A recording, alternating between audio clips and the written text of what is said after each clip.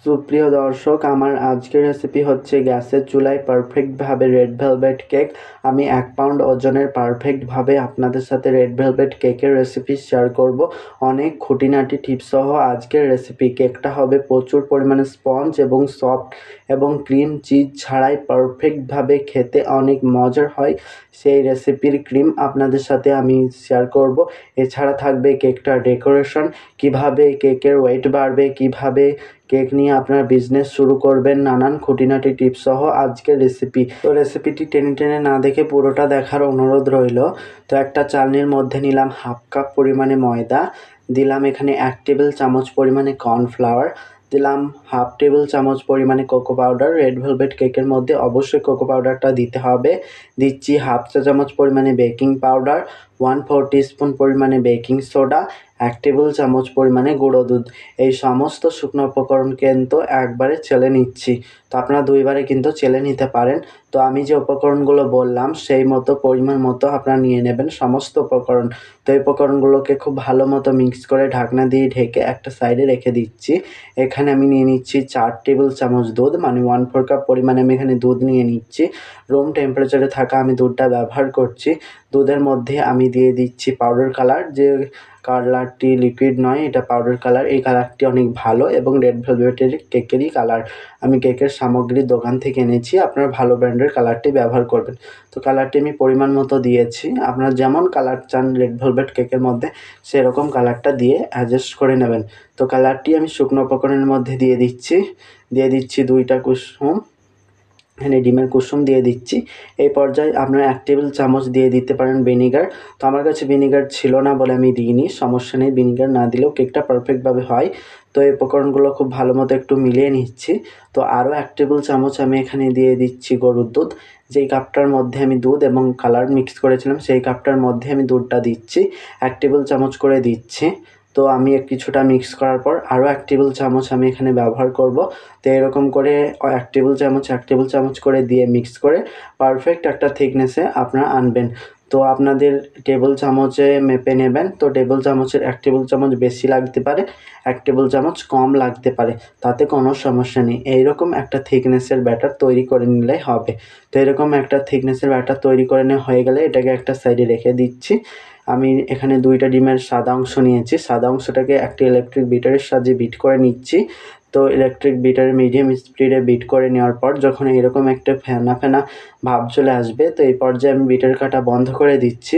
তো আমি নিয়ে নিচ্ছি স্বাদ মতো গুঁড়ো চিনি। অবশ্যই কেক ফোম পারফেক্টভাবে তৈরি করার ক্ষেত্রে গুঁড়ো চিনিটা ব্যবহার করতে আমি বলবো। তো অনেকের বাড়িতেই কিন্তু মোটা চিনি হয়, তো বলে ডিমের ফোমটি পারফেক্টভাবে হয়ে যায়, চিনিটা গলতে চায় না। তো অবশ্যই আপনারা চিনিটা ব্লেন্ড করে নেবেন। আর আমি ইলেকট্রিক বিটার দিয়ে বিট করছি বলে আপনাদেরকে ইলেকট্রিক বিটার দিয়ে বিট করতে হবে বলে কোনো কথা নেই। আপনারা চাইলে হ্যান্ড মিক্স দিয়েও বিট করতে পারেন, সেক্ষেত্রে সময়টা একটু বেশি লাগবে। তো অনবরত বিট করতে থাকছি বিটার মিডিয়াম স্পিডে। আর চিনিটা একবারে দিলে কিন্তু হবে না, 2 থেকে 3 বারে অল্প অল্প করে দিয়ে আপনারা মিক্স করবেন। একবারে দিলেই কিন্তু ডিমের ফোম পারফেক্ট হবে, কোনো সমস্যা হবে না, কিন্তু ডিমের ফোম পরিমাণে বেশি হবে না। অল্প অল্প করে দিলে ডিমের ফোমটি বেশি হবে।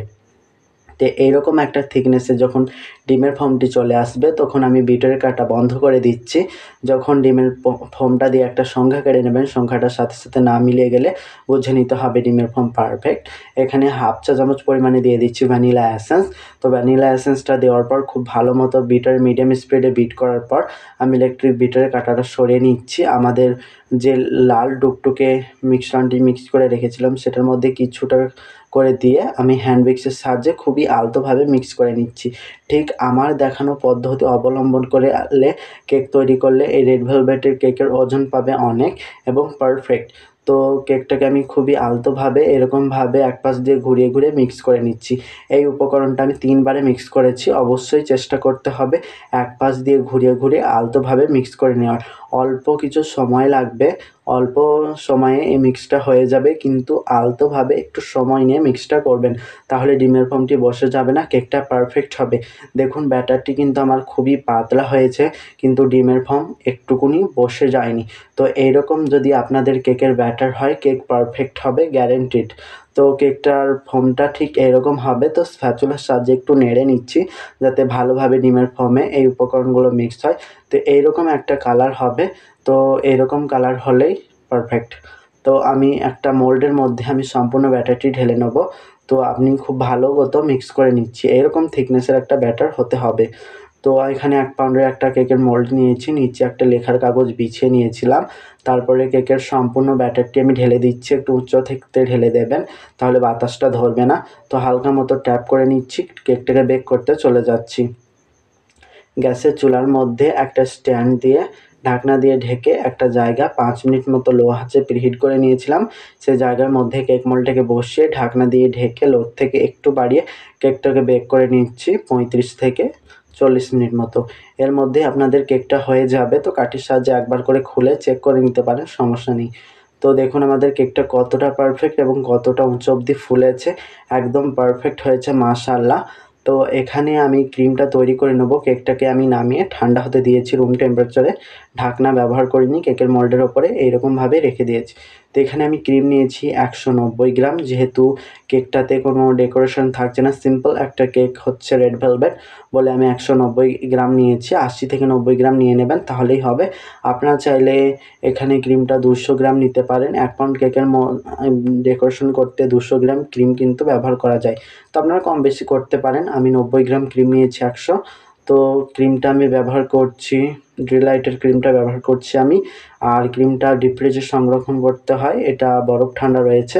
তো আমি 180 থেকে 90 গ্রাম নিয়েছি। তো এরকম একটা গ্রামে করে আমি নিয়েছি।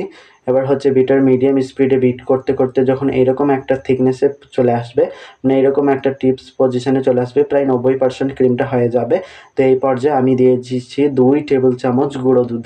এই গুঁড়ো দুধটা দেওয়ার কারণে ক্রিমটা অনেক শক্ত হবে।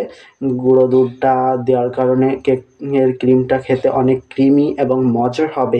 যত ক্রিম খেতে তো এমনিতেই মজার হয়, তার থেকে আরও ক্রিমের স্বাদ বাড়িয়ে দেবে। আপনাদের বাড়িতে যদি কনডেন্স মিল্ক থাকে তাহলে দিতে পারেন, সেক্ষেত্রে আরও ভালো হয়। তো আমি 2 টেবিল চামচ দুধটা দেওয়ার পর খুবই আলতোভাবে, মানে হচ্ছে এই উপকরণগুলো খুব ভালোভাবে বিটার মিডিয়াম স্পিডে মিক্স করে নিচ্ছি। তো মিক্স করে নেওয়ার পর প্রায় আমি 2 মিনিট মতো বিট করেছি, বেশিক্ষণ বিট করিনি। ক্রিমটা একদম শক্ত হয়ে যাবে, ওভার বিট করে কিন্তু ক্রিমটা নষ্ট করা চলবে না। তো খুব ভালো মতো বিট করে নিচ্ছি, আপনার হাতেই বুঝতে পারবেন যে ক্রিমটা হয়ে গেছে। দেখবেন স্প্যাচুলার সাহায্যে এরকমভাবে তুলবেন, দেখবেন ক্রিমটা পারফেক্টভাবে হয়ে যাচ্ছে। এইভাবে একটু স্প্যাচুলার সাহায্যে নাড়াবেন, দেখবেন ক্রিমটা পড়ে যাবে না, তাহলে বুঝে নিতে হবে কেকের ক্রিম পারফেক্ট। তো এটাকে আমি একটা সাইডে রেখে দিচ্ছি, যেহেতু গরমের সময় নয় ঠান্ডার সময়। তো একটা সাইডে রেখে দিলে ক্রিমটা গলে যাবে না। তো আপনারা গরমের সময় হলে ফ্রিজে রেখে দেবেন, নর্মাল ফ্রিজে। কেকটা ঠান্ডা হওয়ার পর কিন্তু চুপসে যায়নি, অনেক ফুলেছিল। কেকের মোল্ডের যে কিনারা, যে গা, সে গায়ে গায়ে কেকটা থেকে গেছে। চুপসে গেলে কিন্তু মাঝখানটা দেবে যেত, ধারগুলো ছেড়ে দিত। এই কেকটা কিন্তু চুপসে যায়নি, অনেকটা ফুলেছিল। যেহেতু গ্যাসের চুলায় বেক করেছি, অনেকটা ফুলবে, তারপর সমানে সমানে হয়ে যাবে মোল্ডের। তো কেকটা পারফেক্ট হয়েছে, কেকটা অনেকটাই ওজন হয়েছিল। তো দেখুন কেকটা কতটা পরিমাণে স্পঞ্জ এবং সফট হয়েছে। কেকটা খেতে কিন্তু ভীষণ মজা হয়, অনেক সুগন্ধযুক্ত একটা কেক। অবশ্যই তৈরি করতে পারেন এই কেকটি। তো কেকটা কতটা স্পঞ্জ আপনারা দেখেই বুঝতে পারছেন, এটা বলে বোঝানোর মতো কিছুই নেই। তো আমি কেকটাকে কেটে আপনাদেরকে দেখিয়ে দিচ্ছি কেকটা কতটা পরিমাণে পারফেক্ট এবং কতটা পরিমাণে সুন্দর হয়েছে। এই রেড ভেলভেট কেকটা একটু মেরুন কালার টাইপের হয়। তো দেখুন কেকটাকে আমি স্লাইস করে নিচ্ছি, কেকের ভিতরটা কতটা সুন্দর এবং কতটা পারফেক্ট হয়েছে দেখুন। তো অবশ্যই এই রেসিওতে ফলো করবেন, তাহলে পারফেক্ট হবে। কেকের ভিতরে মোটা মোটা ছিদ্রযুক্ত হয়নি, একদম ছোট ছোট ছিদ্রযুক্ত কেকটা প্রচুর পরিমাণে স্পঞ্জ এবং পারফেক্ট হয়েছে। এই কেকটা ময়েস্ট কেক হয়, তো আমি স্পঞ্জ কেক তৈরি করে দেখালাম। তো আমি 4টে স্লাইস করে নিয়েছি, তার মধ্যে একটা স্লাইস আমি এরকম করে ভেঙে একটা মিক্সিং জারের মধ্যে গুঁড়ো করে নিচ্ছি। তো এটা ডেকোরেশন করার কাজে লাগবে। তো এখানে 1 পাউন্ড একটা কেক বোর্ডের মধ্যে অল্প একটু ক্রিম দিলাম, তারপরে হচ্ছে আমি কেকের একটা লেয়ার দিলাম। তো ব্রাশের সাহায্যে হালকা করে আমি ব্রাশ করে দিচ্ছি সুগার সিরাপ। 1 টেবিল চামচ পানি, 4 টেবিল চামচ পানি, 1 টেবিল চামচ চিনি গুঁড়ো মিক্স করে সুগার সিরাপটি তৈরি করেছি।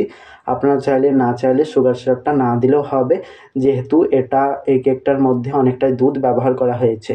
তো যেহেতু এটা পুরোপুরি স্পঞ্জি একটা কেক নয়, শুকনো স্পঞ্জ কেক নয়, তো আপনারা সুগার সিরাপটা নাও ব্যবহার করতে পারেন। তো আমি হালকা মতো দিচ্ছি, না দিলে কোনো সমস্যা নেই, না দিলেও কোনো সমস্যা নেই। তো ক্রিম দিয়ে দিচ্ছি, আমি ক্রিমটা নিজের পরিমাণ মতো দিয়ে দিচ্ছি, আপনারা চাইলে বাড়িয়ে কমিয়ে দিতে পারেন। তো একটা লেয়ার দেওয়ার পর আরও কিছুটা সুগার সিরাপ ব্রাশ করে দিচ্ছি। আর আপনারা সুগার সিরাপ দিলে ব্রাশ করে দেবেন, চামচের সাহায্যে দেবেন না, সেক্ষেত্রে এক জায়গায় বেশি এক জায়গায় কম হয়ে যেতে পারে। তো আমি আবার পরিমাণ মতো ক্রিম দিয়েছি। এইভাবে কেকটাকে আমি পুরোটাই ডেকোরেশন করে নিচ্ছি। খুবই সহজভাবে, সহজ উপায়ে আপনাদের সাথে এই কেকের রেসিপিগুলো শেয়ার করি। ভিডিওটি ভালো লাগলে একটা লাইক করে দেবেন। তো আমার এইসব রেসিপি যদি পছন্দ হয়ে থাকে তো আমার চ্যানেলটিকে সাবস্ক্রাইব করে দেবেন। তো এইরকমভাবে আমি আরেকটা লেয়ার দেওয়ার পর এই লেয়ারেও সুগার সিরাপ দিয়ে দিচ্ছি। তো অল্প একটু ক্রিম নিয়ে পুরো কেকটাকে আমি ক্রাম কোটিং করে নিচ্ছি। অবশ্যই কিন্তু রেড ভেলভেট কেকের মধ্যে ভালোভাবে পারফেক্টভাবে আপনার ক্রাম কোটিংটা করে নেবেন, তা না হলে ডেকোরেশন করার সময় ক্রামগুলো ভেসে আসবে। তো আমি যেহেতু এই কেকটাকে খুব সুন্দর মতো ফিনিশিং আনবো না, তো ভালো মতো ক্রাম কোটিংটা করিনি, জাস্ট অল্প মতো একটু ক্রাম কোটিং করে নিয়েছি। তো আমি পুরো কেকটাকে ক্রিম দিয়ে কভার করে ফিনিশিং আনবো। কীভাবে কেকটাকে ফিনিশিং আনবো এটা বলে বোঝানোর মতো কিছুই হবে না, আপনাদেরকে এটা দেখে এবং প্র্যাকটিস করে শিখে নিতে হবে। কেক ডেকোরেশন বা ফিনিশিং এটা দেখে এবং প্র্যাকটিস করে শিখতে হয়, এটা কোনোভাবেই বলে বোঝানোর মতো কিছুই হয় না। তো একটা দুটো কেক বানালেই যে আপনার পারফেক্টভাবে শিখে যাবেন এমনটা নেই। আপনার প্র্যাকটিস করতে করতে একদিন দেখবেন খুব সুন্দর পারফেক্টভাবে আপনার কেক বানাতেও পারবেন, কেকটা ডেকোরেশন করতে পারবেন। তো দেখুন আমি কিভাবে কেকটাকে ফিনিশিং আনছি, কিন্তু আমি খুব সুন্দর মতো ফিনিশিং আনছি না, আমি নিজের মন মতো একটি ফিনিশিং দিয়ে দিচ্ছি। যেহেতু এই কেকটার মধ্যে পুরোটাই ক্রামগুলো ছড়ানো থাকবে ছোট ছোট করে, তো আমি ওপরটাতে একটু ক্রিমটাকে সমান করে দিচ্ছি। আমি জাস্ট ক্রিমটাকে একটু সমান করে দিচ্ছি। তো এইভাবে আপনার ক্রিমটাকে সমান করে নেবেন। সিম্পলভাবে আমি কেকটাকে ডেকোরেশন করে দেখাবো। অল্প কিছু উপকরণ দিয়ে অল্প সময়ে এই সুন্দর মতো কেকটা আমি ডেকোরেশন করে দিয়েছি। খুবই সুন্দর হয়েছিল কেকটা। অবশ্যই জানাবেন কমেন্ট বক্সে কেমন লাগবে কেকটা। তো দেখুন আমি একটা ছোট্ট মতো এখানে একটা বাটি রেখে দিয়েছি। তারপরে হচ্ছে যে ক্রামটা আমি মিক্সিং জারের মধ্যে গুঁড়ো করেছিলাম, একটা চালনির মধ্যে দিয়ে চেলে কেকের মধ্যে পুরোটাই দিয়ে দিচ্ছি। অবশ্যই কিন্তু চালনির মধ্যে চেলে দিতে হবে। একবার চেলে নেবেন, তারপরে আবার চেলে আপনার কেকের মধ্যে দেবেন, তাহলে খুব সুন্দর মতো হবে। তো বাটিটাকে তুলে নিচ্ছি এবং ধারে যে ক্রামগুলো পড়ে রয়েছে সেটা আমি একটা স্ক্র্যাপারের সাহায্যে ধারগুলো এরকম করে একটা বর্ডারের মতো দিয়ে দিচ্ছি। এটা দিলে দেখতে অনেক সুন্দর লাগবে। তো আপনারা চাইলে নাও দিতে পারেন, কোনো সমস্যা নেই। তো এরকমভাবে দিলে সিম্পল একটা কেক ডেকোরেশন হবে। কত সুন্দর লাগছে দেখুন। তো এবার হচ্ছে একটা নজলের সাহায্যে, এটা স্টার নজলের মতো একটা নজল, এটা দিয়ে আমি গোল ক্লাপটা পূরণ করে নিচ্ছি। আপনারা চাইলে এই গোল ক্লাপটার মধ্যে কারোর নাম বসাতে পারেন। তো আমি এরকমভাবে জাস্ট একটু কিছু ফুল দিয়ে দিচ্ছি। পুরোটা এরকমভাবে লাল টুকটুকে করে দিলে আমার ভালো লাগতো না, তো বলে আমি কিছু ফুল দিয়েছি। আপনারা চাইলে রোজ করে দিতে পারেন। যেহেতু আমার হাতের কাছে সময় ছিল না বলে আমি রোজগুলো করে দিতে পারিনি। কিছু এখানে আমি গোল্ডেন স্প্রিঙ্কল দিয়ে দিচ্ছি, আর একটা বাটারফ্লাই আমি বসিয়ে দিয়ে কেকটাকে কমপ্লিট করে নিচ্ছি। এখানে যে পার্পল কালারের বাটারফ্লাইটা দিচ্ছি, এটা দেওয়ার কারণে কেকের লুক একদমই চেঞ্জ হয়ে গেছিলো। কেকটা কেমন লাগছে অবশ্যই কমেন্ট বক্সে জানাবেন। ভিডিওটি ভালো লাগলে একটা লাইক করে দেবেন। আপনাদেরকে মেপে দেখিয়ে দিচ্ছি কেকটার ওয়েট কতটা পারফেক্ট এবং কতটা সুন্দর এসছে। একদম মাফিক, একদম পারফেক্টভাবে কেকটার ওয়েট এসছে। তো একটা কিচেন স্কেলের সাহায্যে বোর্ড সহ কেকটার ওজন করে নিচ্ছি। এখানে 482 গ্রাম ওয়েট এসছে, যেহেতু একটা বোর্ড রয়েছে এবং একটা স্লাইস কেটে নিয়েছি।